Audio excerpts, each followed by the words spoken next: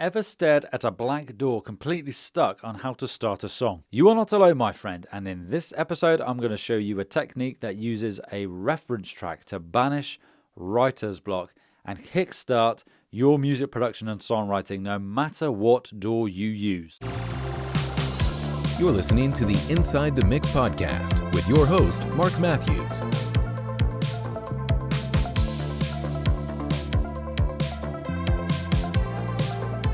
Hello folks, and welcome to the Inside the Mix podcast, and a big welcome and hello if you are a new listener and or viewer on YouTube. Now, this episode is a response to some questions from episode, I'm looking at my notes here, 213 with John Kunkel. Finish tracks faster, workflow hacks every producer needs. And in that episode, we go through, or rather we discuss, using reference tracks and mapping out a session using markers in a DAW to kickstart the songwriting process. And I had a few messages concerning that, asking basically, where can I find this video? Can you put a link in the episode description? So I thought, you know what, I'll go one better and just record a version of it myself. So this is an interpretation of John Grand's brilliant tutorial, splice tutorial on progressive house. And I've taken a segment of it, and the segment that I use in every production that I do now, and that is mapping out the structure of a song using a reference track. And that's what I'm going to show you in this episode. But before we do that, consider joining my YouTube membership for less than the price of a coffee per month. If you like what I'm doing here at the Inside the Mix podcast, you can join the YouTube membership and you'll gain access to benefits such as priority reply to comments. You'll get loyalty badges. You'll also get a shout out on the podcast, and you'll get early access to Inside the Mix podcast episodes. So that sounds like your sort of thing. Click the link in the episode description and I'll see you in there. So let's go through this process of mapping out the structure of a song. So in this example, I'm using one of my own songs purely so I don't get hit with a copyright strike by YouTube or Spotify. And I'm using my tune Darklight. When you use this process, the idea is to reverse engineer maybe a chart topper or a really successful song in your chosen niche or genre, if you will. And you're going to reverse engineer it. And you're going to intelligently imitate. You're intelligently imitating. And you're sort of learning the structural DNA of what makes a successful song in that particular genre. We are creating a structural blueprint. So I've imported Darklight into Logic Pro, and I've set the BPM of the track at 124, of the project rather, which is the same BPM as the track, because when I'm mapping it out, I want that BPM to be the same because it just makes mapping, aligning the bars a lot easier. And then when I've done that mapping, if I want to change the BPM, I can do that later. So in the first instance, I keep it as the same BPM as the song that I've imported. And I always give myself a 1 bar buffer. And what I do find it gives me a bit of a headache when working out my maths, because I like to do it in 8 bars. So every 8 bars, I'll put a marker depending on what's happening there. So in this instance, it starts on bar 2. Well, it kind of leads in, it fades in really at the beginning of this track. But in essence, it starts on bar 2 in this instance. So I'm going to press Option, apostrophe, and add a marker. And I'm going to put intro. Whoop. I like to do it in capitals for whatever reason. Not that I'm shouting intro at myself. I suppose it could be. Then I'm going to play it through. And then when I get to bar 10, which is 8 bars, I'm going to put another marker. So let's play it.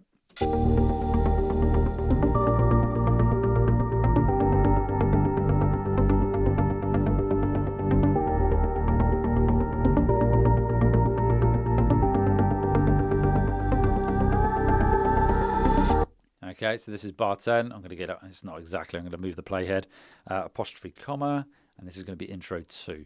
The reason I do that every 8 bars, and this goes back to when I was doing songwriting and stuff at uni, I like to add something new every 8 bars just to keep the listener engaged and interested as much as possible. Or I might take stuff away.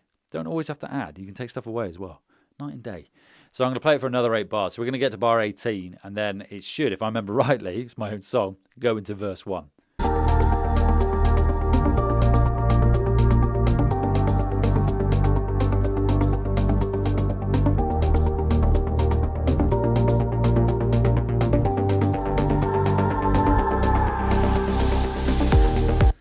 There we go. So I'm going to press Option, comma, and that's going to be verse 1.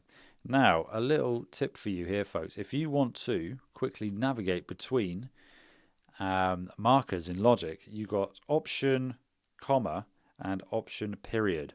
And you can go back and forth, left and right. So Option, I've got to look beyond my microphone here.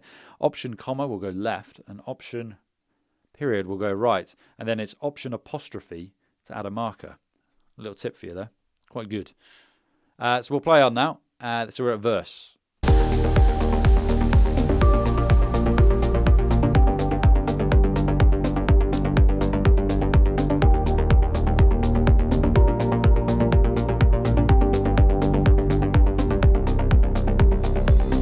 So I'm going to add another one here.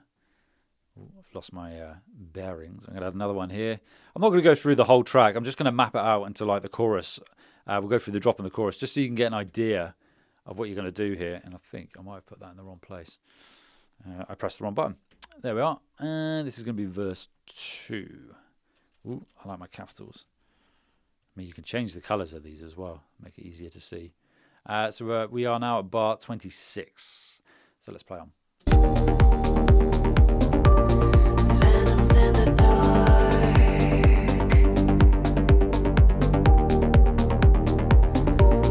Whispers leave a mark.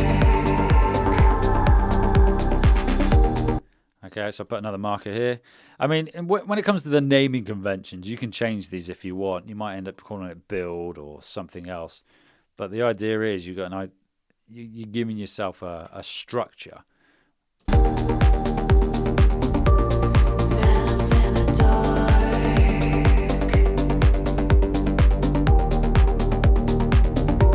A shadow hides my heart. There we are. So I think we're approaching, this is longer than I thought. We're approaching the drop, I believe. This might be the build. I might have to come back and rename this. I should know, it's my own track.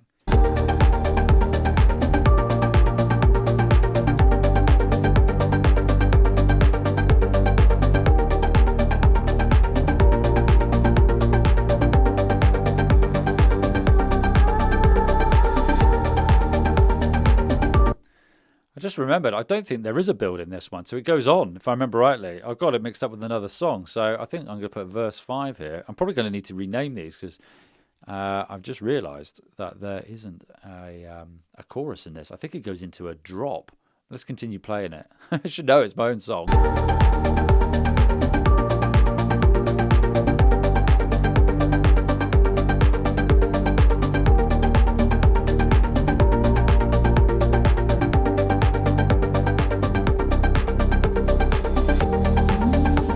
Yeah, so here we go. So there isn't a build. There will be a build out of this though. So what we'll call this, we'll call this breakdown. We're moving into a breakdown now. So I'm going to call this breakdown 1.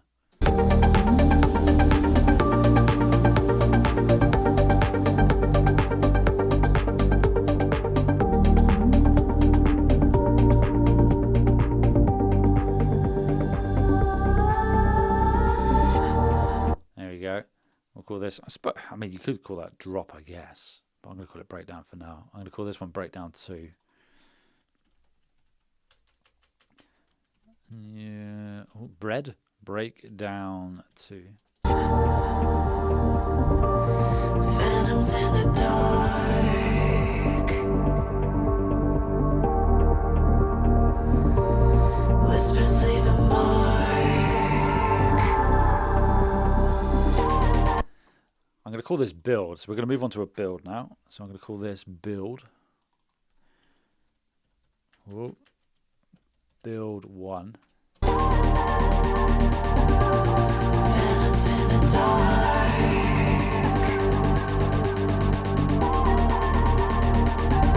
A shadow hides my heart. I'm going to put another marker here. So let's call this build 2.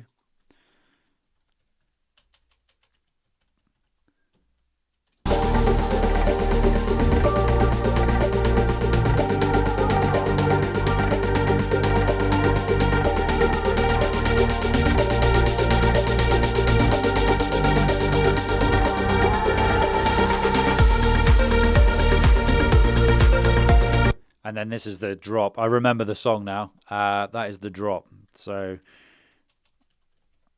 that is drop 1.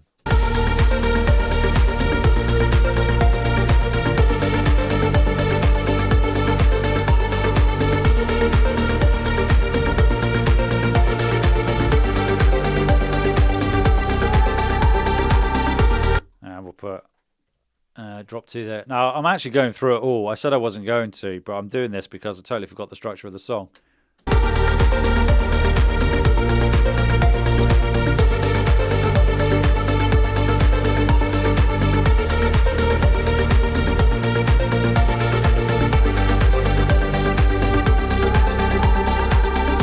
I'm going to call this drop 3.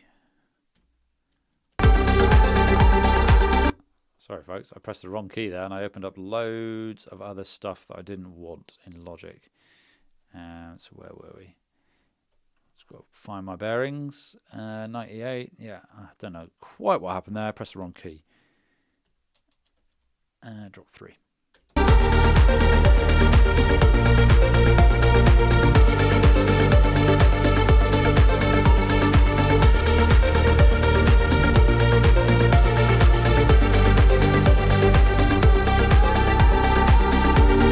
Now I'm going to call this outro because we're coming towards the outro section. So I'm going to call this outro 1.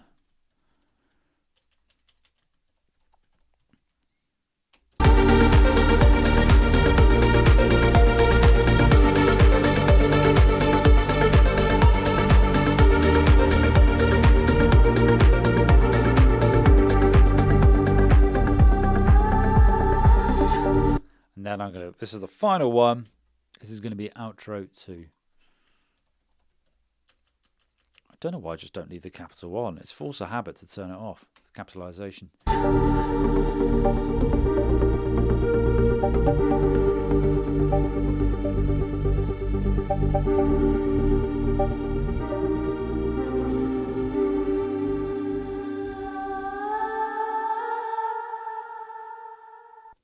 And there we go. I said I wasn't going to go through the whole thing, but I did because I forgot the structure of my own song. But now, when I zoom out, I can see I've got this nice structure. I've got intro 1, intro 2, verse 1, 2, 3, 4, 5, breakdown, breakdown, build, build, drop, drop, drop, outro, outro. Now, the beauty of doing this as well is you've mapped this out. You could also use this to analyze the sort of macro dynamics and the micro dynamics in the track. So macro dynamics in particular, sort of like the difference in loudness between sections, and also the arrangement as well, and how it builds between sections. And this is what I do a lot when I'm referencing and analyzing other songs, the instrumentation, the arrangement, and the flow between different sections, and how it's taken the listener on that journey throughout the song. So this is a really good way of doing it. And you could also use this as a way of looking at the tonal balance of the song as well, and just again going back to the macro dynamics, the loudness in particular sections. What I have done with this as well, and in Logic, and other DAWs may have this now as well, but you can use the stem splitter.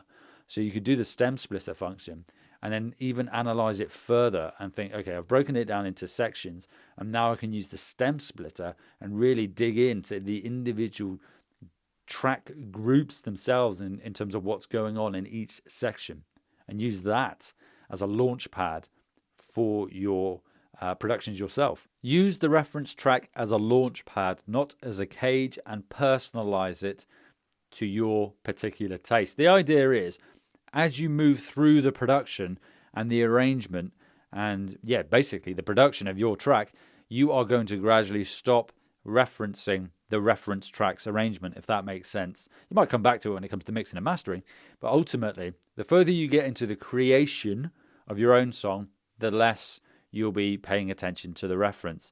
That's the way I do it anyway. Others might say or see it differently. But to recap, the key is import your reference song, your reference track into your DAW, and then map out 8 bars at a time, the sections throughout that song, so you've got a full structure. I say 8 bars, you could do 4 if you want, you could do 16, it's entirely up to you, but I do 8 bars and it works for me. My challenge to you folks is this: open your DAW, import a reference track, something that you've listened to recently that really has caught your ear. Top tip here, I have a private Spotify playlist where every time I hear a song that I'm thinking, ooh, I like that for whatever reason, I stick it in that playlist so I can come back to it later and potentially use it as a reference. I do have to go for a cull every now and again as my tastes do change over time. Anyway, back to my challenge. Pick a song, import it into your DAW, your DAW, map out the structure, and then start working on that arrangement and start producing a track. And then send me a work in progress. Click the link in the episode description, send me a message with a link to your work in progress, and I'll give it a spin. And if you do finish the track, let me know, and I can give it a shout out on the podcast. Just hit that send me a message link in the episode description. And until next time, stay inspired, keep creating, and don't be afraid to experiment inside the mix.